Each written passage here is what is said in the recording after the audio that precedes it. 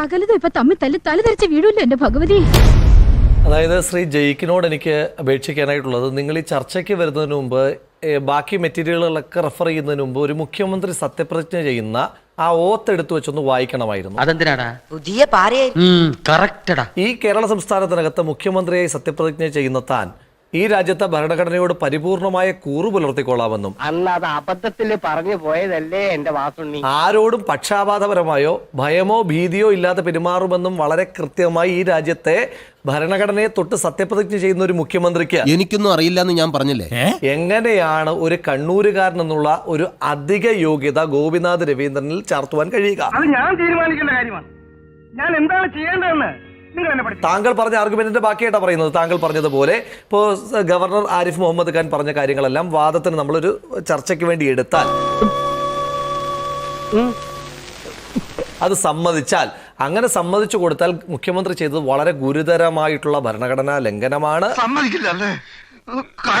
നെപ്പോട്ടിസമാണ്, സ്വജനപക്ഷപാതത്തിന്റെ പേരിൽ ഇപ്പോൾ നമ്മൾ KT ജലീലൊക്കെ രാജിവെച്ച് പുറത്തു പോകേണ്ടി വന്ന സാഹചര്യം എന്തായിരുന്നു?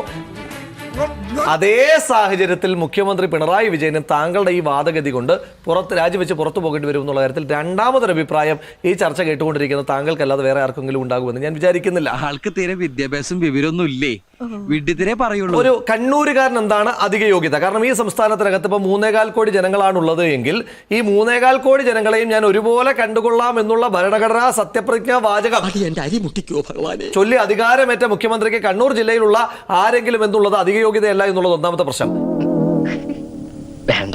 രണ്ട്, ഇവിടെ മുഖ്യമന്ത്രി കത്തെഴുതിയതിനെ പറ്റി താങ്കൾ പറയുന്നു. മുഖ്യമന്ത്രി ഇങ്ങനെ ചെയ്താൽ എന്താണ് കുഴപ്പം? അതിനകത്ത് ഭരണഘടനാ ലംഘനത്തെ പറ്റിയൊക്കെ നമ്മൾ ചർച്ച ചെയ്യുന്നതിന് മുമ്പ് ഓൺ വാട്ട് കപ്പാസിറ്റി, ഇത് വടി കൊടുത്ത് അടി വാങ്ങുന്ന പരിപാടിയാണല്ലോ. എന്ത് കപ്പാസിറ്റിയുടെ അടിസ്ഥാനത്തിലാണ് ഈ സംസ്ഥാനത്തെ ഏതെങ്കിലും സ്വതന്ത്രമായി പ്രവർത്തിക്കേണ്ടുന്ന ഒരു സർവകലാശാലയുടെ വൈസ് ചാൻസലർ തസ്തികയിൽ ഇടപെടാൻ കണ്ണൂരുകാരനോ കാസർഗോഡുകാരനോ തിരുവനന്തപുരംകാരനോ ആയിക്കോട്ടെ, ഈ കേരള സംസ്ഥാനത്തിന് ആരും ആയിക്കോട്ടെ, അല്ലെങ്കിൽ കേരളത്തിന് പുറത്തുള്ള ആളായിക്കോട്ടെ, ആരായാലും ഒരു വൈസ് ചാൻസലർ നിയമിക്കണമെന്ന് പറയാനായിട്ട് ശുപാർശ ചെയ്യാനായിട്ടുള്ള on what capacity, on what ground? ഞാൻ കേട്ടില്ല. കേട്ടില്ലേ? ഇല്ല. ഞാൻ പോട്ടെ. ഈ രാജ്യത്തെ നമ്മുടെ UGC ചട്ടങ്ങൾ മുഖ്യമന്ത്രി അതിന് അധികാരം പരുവപ്പെടുത്തുന്നുണ്ടോ?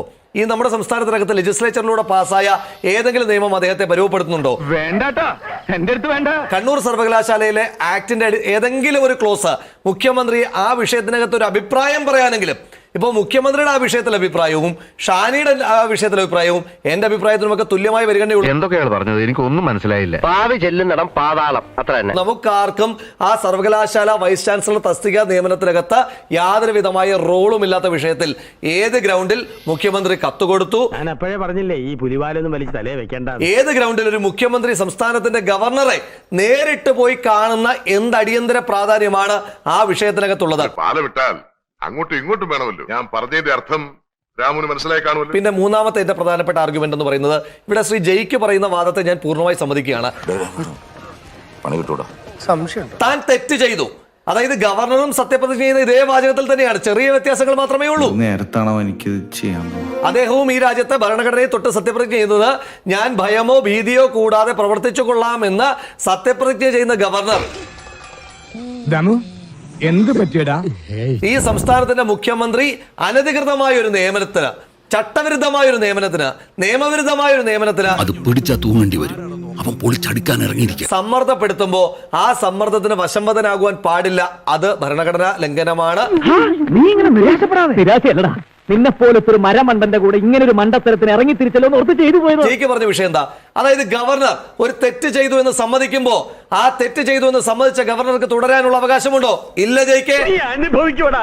തെറ്റ് ചെയ്തു എന്ന് സമ്മതിച്ച ഗവർണർ അരനിമിഷം പോലും തുടരാനുള്ള അവകാശമില്ല എന്ന് പറയുമ്പോ ആ ഭാഗം കഴിഞ്ഞില്ലേ? അവൻ പറഞ്ഞ നേരാ. അപ്പൊ ആ ഭാഗം കഴിയുമ്പോ ഞാനൊരു തെറ്റ് ചെയ്തു എന്ന് ഗവർണർ വന്ന് പറയുമ്പോ ഇനി ആ തെറ്റിനെ പറ്റി നമ്മൾ മെറിറ്റിൽ ചർച്ച ചെയ്യണ്ടേ? എന്റെ ഈശ്വര, എന്റെ ജീവിതത്തിൽ ഞാൻ ഇങ്ങനെ ഒരു പുലിവാൽ പിടിച്ചിട്ടില്ല. അപ്പൊ തെറ്റ് ചെയ്ത ഗവർണർ പുറത്തു പോകണമെന്ന് ജയിക്ക് പറയുമ്പോ ആ തെറ്റ് ചെയ്യാൻ ഗവർണറെ പ്രേരിപ്പിച്ച മുഖ്യമന്ത്രി അദ്ദേഹവും പുറത്തു പോകണ്ടേ? ഇനിയും ആലോചിക്കാം, വരട്ടെ, നോക്കാം എന്നൊന്നും പറയാൻ സമയമില്ല. ഗവർണർ പുറത്തു പോകണമെന്ന് പറയുന്ന എല്ലാ ആർഗ്യുമെന്റുകളും സംസ്ഥാനത്തിന്റെ മുഖ്യമന്ത്രിയും പുറത്തു പോകുവാനായിട്ട് നിർബന്ധിക്കുന്നതാണ് എന്നുള്ളത് ഇന്ന് പുറത്തു വന്ന കത്തുകളിലൂടെയും മുഖ്യമന്ത്രി നേരിട്ട് പോയി എന്ന് പറയുന്ന സാഹചര്യത്തിലൂടെയും വ്യക്തമാവുകയാണ്. ഇവിടെ 2021 ഡിസംബർ 8 മുഖ്യമന്ത്രി കൊടുത്ത കത്ത്, ഗവർണർക്ക് കൊടുത്ത കത്ത്, ഗോപിനാഥ് രവീന്ദ്രന് വേണ്ടിയിട്ടുള്ള ശുപാർശ, അതിന്റെ വിശദീകരണങ്ങളൊക്കെ ഓൺ വാട്ട് ഗ്രൗണ്ട്? ഏത് ഗ്രൗണ്ടിന്റെ അടിസ്ഥാനത്തിലാണ് മുഖ്യമന്ത്രിക്ക് ഒരു സർവകലാശാല വൈസ് ചാൻസലർ നിയമനത്തിനകത്ത് ഒരു കത്ത് കൊടുക്കുവാൻ കഴിയുക? ഒന്നാമത്തെ പ്രശ്നം. ജയിക്കടക്കമുള്ള ആളുകൾ പറഞ്ഞിട്ടുണ്ട് ചാൻസലർ സ്ഥാനം വിട്ടെറിഞ്ഞിട്ട് പോകണം. അങ്ങനെ RSSന് വിടുവേല ചെയ്യുന്ന ഒരു ചാൻസലർ കേരളത്തിന് ആവശ്യമില്ല. ഇതാണ് നമ്മുടെ നാടിന്റെ ശാപം. ഗാന്ധിജി വിഭാവനം ചെയ്ത ഇന്ത്യ ഇനിയും എത്രയോ ദൂരെ. 2021 ഡിസംബർ 16 കേരളത്തിന്റെ മുഖ്യമന്ത്രിയുടെ റിക്വസ്റ്റ് എന്താ കേരളത്തിന്റെ ഗവർണറോട്? I once again request the honourable governor to continue as chancellor and offer valuable guidance and directions to the centers of higher learning in Kerala. അത് തമാശ. കൂടുതൽ എന്നെ നാറ്റിക്കരുത്. അപ്പൊ CPMന്റെ പ്രതിനിധികൾ പറയുന്നതൊക്കെ പച്ചക്കള്ളമാണ്. അല്ലെങ്കിൽ CPMന്റെ പ്രതിനിധികൾ ചാനൽ ചർച്ചയിൽ പറയുന്ന കാര്യങ്ങൾക്ക് അവരുടെ മുഖ്യമന്ത്രി പുല്ല് വില പോലും കൊടുക്കുന്നില്ല എന്നുള്ളതിന്റെ ഏറ്റവും വലിയ തെളിവല്ലേ? എനിക്ക് മടുത്ത് ചവിട്ടുകൊണ്ടു. ഞാനിവിടെ നിൽക്കില്ല, ഞാൻ പോവാ. എങ്കിൽ പോടാ. ഞാൻ വേറിട്ടൊരു കാഴ്ച കാണിച്ചു അങ്ങോട്ട് വന്നേ അല്ലല്ല, നിങ്ങൾ PC ജോർജ് പറഞ്ഞതിനെ മാത്രം മുഖവിലക്കെടുത്തൊരു ചർച്ചക്കാണ് ഞാൻ ഇവിടുന്ന് അവസാനിപ്പിച്ചു. എപ്പോ വേണോലും മാറി മാറി പറയാൻ ഒരു മടിയുമില്ലാത്ത ഒരാളെയാണ് നിങ്ങൾ. അതെ അതെ, എന്തതെ വെറുതെ എനിക്ക് പിന്നെ അദ്ദേഹത്തിന്റെ വാദത്തെ ക്രമീകരിച്ച് സംസാരിച്ചോളാൻ പറഞ്ഞാൽ ഞാനില്ല, ഞാൻ അവിടെ കീഴടങ്ങാം. താനൊക്കെ പിന്നെ എന്തിനാടോ ഇങ്ങനെ ആണാന്നും പറഞ്ഞ് നടക്കുന്നത്? കേരളീയ സമൂഹത്തിന് അദ്ദേഹം എപ്പോഴൊക്കെ എന്തൊക്കെ പറഞ്ഞിട്ടുണ്ടെന്നും ഉമ്മൻചാണ്ടിയെ കുറിച്ച് എന്തൊക്കെ പറഞ്ഞിട്ടുണ്ടെന്നും പിന്നെ ഈ കെ മാണിയെ കുറിച്ച് പറഞ്ഞിട്ടുണ്ടെന്നും ഒക്കെ എനിക്കറിയാലോ. ഒരുമാതിരി അരിവർത്ത വർത്താനം എന്നോട് പറയുന്നത്. നിങ്ങൾ എന്താ ചെയ്തോണ്ടിരിക്കുന്നത്? നിങ്ങൾ ഈരാറ്റോട്ട് SDP അടുത്ത് കൂടിയില്ലേ? SDPIയുടെ കൂട്ടത്തില് നിങ്ങളുടെ പാർട്ടിയുടെ മഹത്വം എന്താ? പിന്നെ ഈരാറ്റോട്ടെ മുനിസിപ്പാലിറ്റി SDPIയുടെ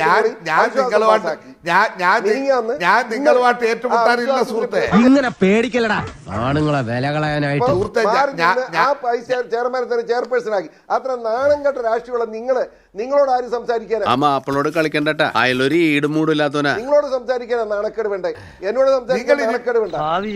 പാതാളം നല്ലാണ്ട് പിന്നെ എന്ത് പറയാ? നിങ്ങൾ ഏത് മുന്നണിയിലായിരുന്നു പോകാനുള്ളത്? നിങ്ങളുടെ ഔദാര്യം വേണ്ട, കോൺഗ്രസിന്റെ ഔദാര്യം വേണ്ട. ഒരു മുന്നണിയില്ലാതെ നിൽക്കുന്നവനെ വർത്താനം പറയുന്നു. എന്ത് പറ്റി രമണ?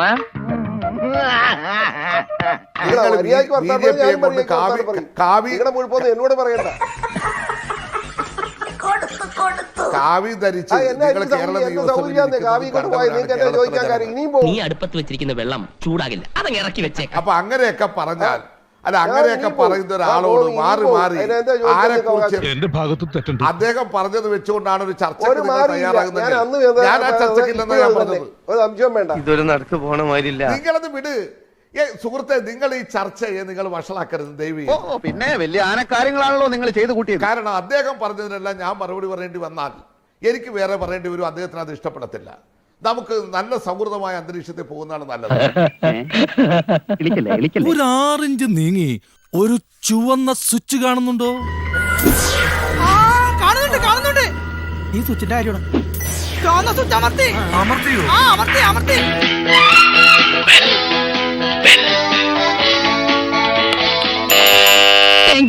ഈ ഉപകാരം മറന്നാലും ഞാൻ മരിക്കില്ല. ഇതൊക്കെ എന്ത് അപ്പോ നാളെ നേരത്തെ തന്നെ ഇങ്ങോട്ട് എത്തണം കേട്ടോ? ശരി.